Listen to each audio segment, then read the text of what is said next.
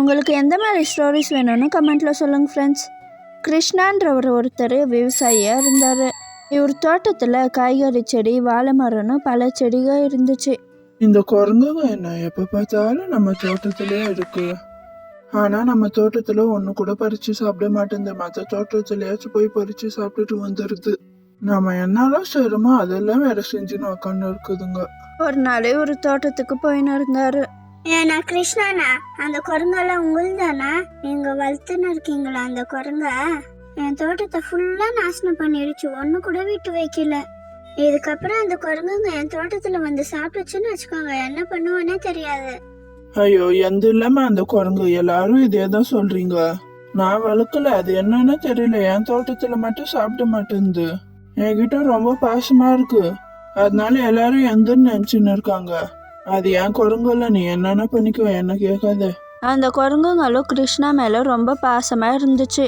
கிருஷ்ணா சொல்கிற சின்ன சின்ன வேலையெல்லாம் கூட செஞ்சு அது கிருஷ்ணா கிட்டேயே இருந்துச்சு. ஒரு நாள் கிருஷ்ணா வெளியூருக்கு போக வேண்டியதாக இருந்துச்சு. ஊருக்கு வேற போனோம். செடிகளை யாரு தண்ணி ஊத்த சொல்றது? நமக்குன்னு யாருன்னா இருந்தாலும் பரவாயில்ல, யாரும் இல்லை. நமக்குன்னு இருக்கிறது அந்த குரங்குங்க மட்டும்தான். அதுங்கிட்ட சொன்ன போய் அது ஊத்துமா? சரி, சொல்லிட்டு தான் போவோமே. ஒன்னும் ஊத்துனா நிறைய ஊத்திடும், இல்ல கொஞ்சமா ஊத்தி வச்சிடும். எப்படியாச்சும் ஒண்ணு ஊத்துட்டோம், வேற வழியும் இல்ல, நமக்கு யாரும் இல்ல. குரங்குங்களே, இங்க வாங்க, நான் ஒரு வேலை சொல்றேன், அதை செய்றீங்களா?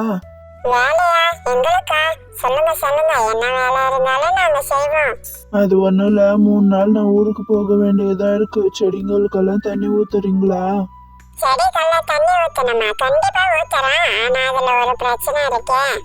தண்ணி ஊத்துறதுல போய் என்ன பிரச்சனை இருக்கு? என்ன பிரச்சனைன்னு சொல்லுங்க. அது ஒண்ணும் இல்ல, எந்த செடிக்கு எவ்வளவு தண்ணி ஊத்தணும்னு எங்களுக்கு தெரியாது, அது எப்படி தெரிஞ்சுக்கிறது? ஐயோ, அவ்வளவுதானே, இது போய் ஒரு பிரச்சனையா? வேர் பெருசா இருக்கிற செடிக்கெல்லாம் நிறைய தண்ணி ஊத்துங்க, வேர் சின்னதா இருக்கிற செடிக்கு கம்மியா தண்ணி ஊத்துங்க. ஓஹோ, அப்படியா? அவ்வளவுதானா? சரி சரி, நாங்க ஊத்தி வைக்கிறோம், நீங்க கவலைப்படாம போயிட்டு வாங்க.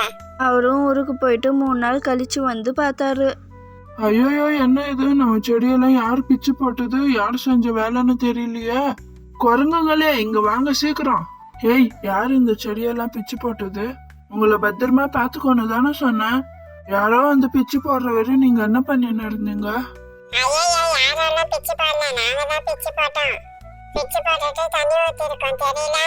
பிச்சு போட்டுட்டு தண்ணி ஊத்துனீங்களா? எதுக்கு? நீங்க தானே சொன்னீங்க, வேர் பெருசா இருக்கிற செடிக்கு நிறையாவும் சின்னதா இருக்கிற செடிக்கு கம்மியா ஊத்த சொல்லி. வேர் பெருசா இருக்கா சின்ன இருக்கான்னு எங்களுக்கு எப்படி தெரியும்? அதனாலதான் பிச்சு பார்த்தோம். வேர் பெருசா இருக்கிற செடிக்கெல்லாம் நிறைய தண்ணி ஊத்தி வச்சிருக்கோம். ஐயோ ராமா, உங்ககிட்ட போய் நான் ஒரு வேலை சொல்லிட்டு போன பாத்தீங்களா? என்ன நானே அடிச்சுக்கணும். வேரெல்லாம் பிடுங்கிட்டா இதுக்கப்புறம் இந்த செடி வளரவே வளராது, அவ்வளவுதான், அது வேஸ்ட் ஆயிடுச்சு. அப்படியே விட்டு போயிருந்தா கூட காஞ்சுதான் போயிருக்கும். இப்போ எல்லாம் போச்சு. புத்தி இல்லாதவர்களிடம் பொறுப்பை கொடுப்பது புத்தி இல்லாத செயல். இந்த வீடியோ எப்படி இருந்துச்சுன்னு மறக்காம கமெண்ட்ல சொல்லுங்க. பாய்.